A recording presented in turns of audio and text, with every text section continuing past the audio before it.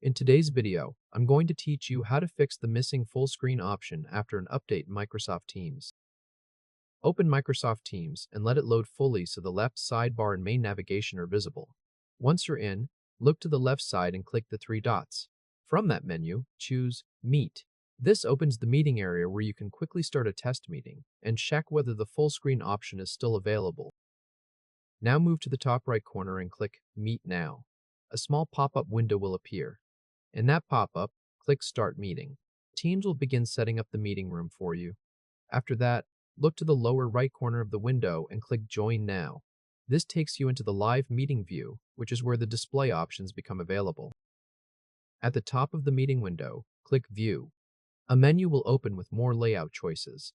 From there, click More Options, then select Full Screen from the drop-down menu. As soon as you do that, Teams should expand and use the entire display again. If you want to leave full screen mode, just press Escape on your keyboard, and the meeting window will return to normal. If this helped, hit like and subscribe for more quick tutorials. If that option still doesn't show up the way you expect, there's another simple workaround. Open your browser and go to the Microsoft Teams website. Once the site loads, click Calendar in the left sidebar, then join a meeting. After you're inside the meeting, press F11 on your keyboard to enter full screen mode through the browser itself. When you want to exit, press F11 again. This is especially useful if the in-app full screen control is missing after an update. You can also try the same idea as a quick comparison with the Teams app to see which view works better on your system. There's one more thing worth checking, because sometimes the issue feels like full screen is gone when the app is actually just zoomed in or out. Click anywhere inside Teams first so the app is active and ready to receive keyboard input. Then, press Ctrl plus equals to zoom in.